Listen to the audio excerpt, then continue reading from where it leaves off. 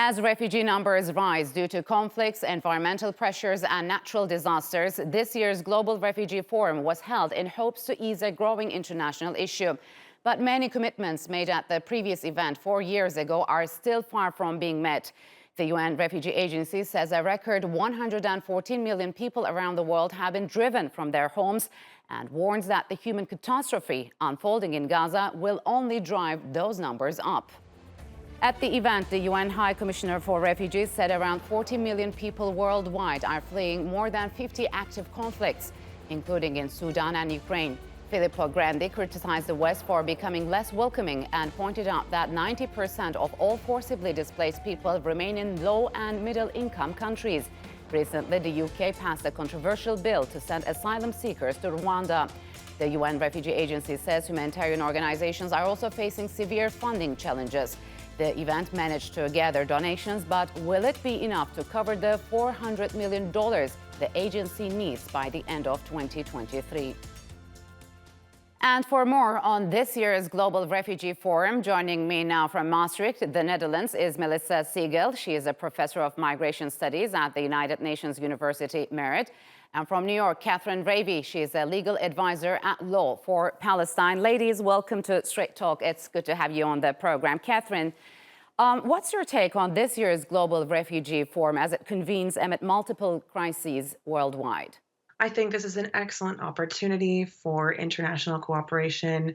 I think the call for international community to intervene in multiple crises, especially in Gaza, is not only timely but extremely necessary. I think, especially in terms of Gaza, most of the population there are already refugees to whom Israel has denied the right of return since 1948. And what we are seeing is a further forced displacement by Israel. And this is something that needs to be recognized if we're going to be talking about refugee rights, and is certainly something that the international community must step up to provide to Palestinians and every person that's facing conflict within their region. We'll talk about Gaza more, but Melissa, what's been achieved since the first ever Global Forum on the issue in 2019? I mean, why has the number of refugees worldwide increased by 35% when compared to last year? Well, we have more conflicts nowadays. And if we look back at the last refugee forum that took place about 4 years ago in 2019, only 1/3 of the commitments that were made at the last forum have actually been met, which means that we have a long way to go. And it's extremely important that, pledges here are backed up by concrete action, which is not what we always see going on. So many humanitarian organizations at the moment are facing severe funding challenges. So the UN Refugee Agency, for example, is lacking $4 million to end the year with, the minimum of needed resources. So this is a shortfall that the agency hasn't seen in years, and is very concerning, of course, for 2024. So, Kathryn, as you've just mentioned, on top of the war in Ukraine, which is slipping down the international headlines, countries are now scrambling to respond to the brutal Israeli attacks in Gaza. How do you see the current situation? And how has it worsened the overall situation worldwide?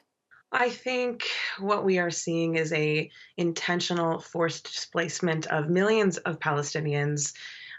What we are seeing is an unfolding genocide, and I think the international community's inability to truly and effectively respond to that crisis is a great failing of the international legal system. I think it is especially upsetting that the United States was able to use its veto vote at the Security Council to intervene in the will of the international community to call for a ceasefire in the region. And I think right now, more than ever, international cooperation is necessary to prevent further forced displacement and to respond to the ongoing refugee crisis that's happening in the region. So, Melissa, in the event of their forceful evacuation from the rest of the Gaza Strip, where will these people go? And as Kathryn just mentioned, how is the world responding to the internationally displaced people, especially nowadays in Gaza? Well, what we know is that people are most likely to spill over to the borders of neighboring countries. They're most likely to be displaced internally. And when they do go internationally, they're most likely to go to the areas that are the closest to them. So we know that most of international refugees today, or most refugees today, are actually hosted in neighboring countries. And these are generally low and middle income countries. So the countries who have the least ability to actually support these populations. So, Kathryn, as Melissa just mentioned, according to the latest UN figures, 90% of the refugees are being hosted by low and middle income nations. So is there a double standard here? And how could these countries provide, for example, equal access to employment, enrollment in healthcare, and social care services? I think in the Palestinian context, it's important to discuss that these Palestinians shouldn't have to be moved at all. And the refugee protections that are offered to Palestinians come in the form of a UN agency, UNRWA, who is supposed to be providing these assistances so that this refugee status doesn't need to be taken on.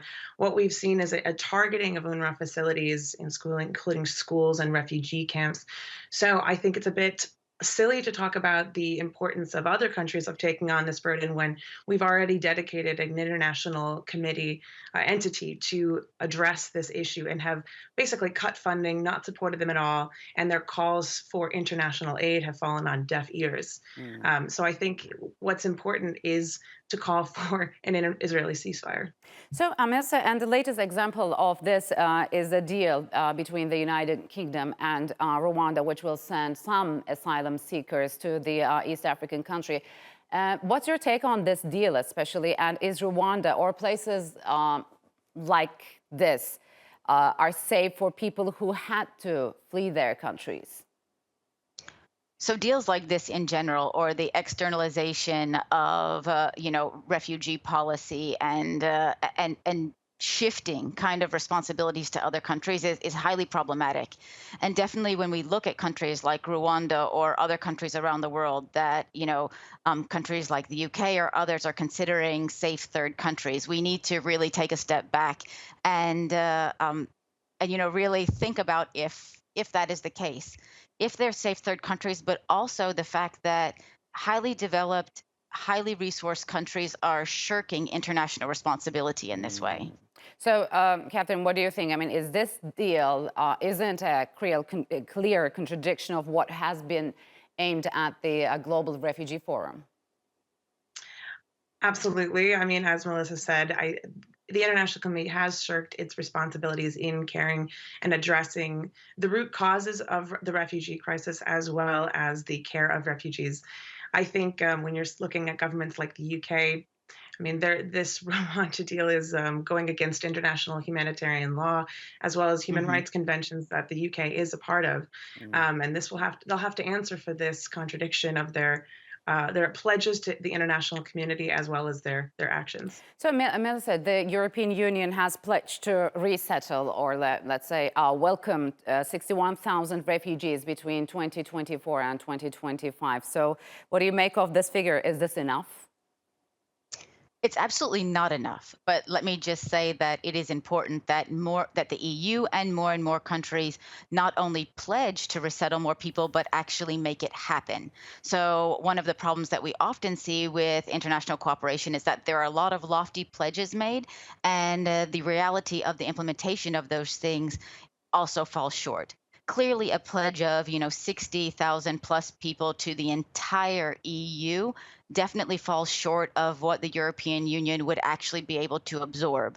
So not only the EU, but also more countries need to increase resettlement to have better, well-managed migration and dealing with refugees more generally.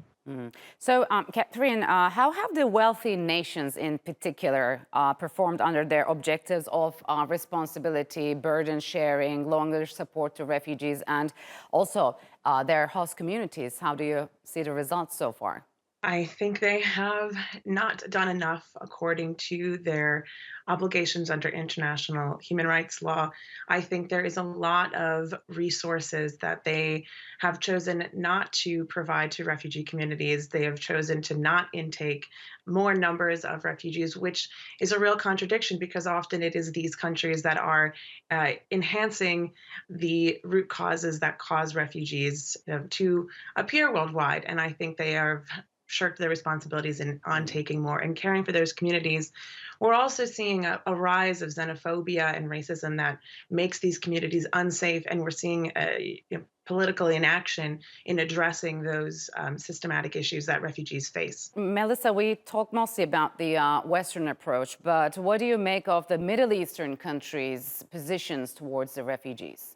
That's also problematic. So there are a number of countries in the Middle East and also in the Gulf states that don't recognize the International Refugee Convention in the first place. So I think the fact that that is not even on the table and that we don't see more assistance from the certain parts of the region that is high income, that does have a lot of resources, is problematic. So it's not just about highly resourced Western countries, but there are plenty of other countries in the Middle East and the Gulf states more specifically that could definitely do more here also. So, Kathryn, which countries usually bear the brunt of this problem, and are they being supported by the international community? I mean, as Melissa said, it is usually the neighboring countries that take on most of the refugees from a conflict. Um, I don't believe they're being supported enough. I think the international legal mechanism for refugees is inadequate to handle the scale of the refugees that we're seeing in the world right now. Um, I think that the international community must pledge more, do more, not only just to help current refugees, but to prevent more from entering the refugee count. And I think we're seeing a lack of political will to do that. I Mhm. think there is a great desire by a few nations to try to change the paradigm on this. But ultimately, that's not enough. And I hope we see that change. So, Melissa, what do you think? Again, a wide range of pledges were announced during this year's forum. Are you hopeful that they'll be met by next year? Well, I'm an optimistic person, so of course I'm hopeful, but realistically, I think that really remains to be seen. I think what is particularly, problematic is that we have good practices that we can learn from. The European Union triggered the Temporary Protection Directive for Ukrainians, and this is an excellent practice of immediately giving assistance to those in need, those who are displaced, who get direct access to a territory, to labor market, to education, to healthcare, to social services, without having to go through all of the rigmarole of refugee status determination. So we have a very good practice in place, and we need more countries to adopt something similar. All right, ladies, unfortunately, we'll have to leave it here. Thank you very much for joining me on Straight Talk.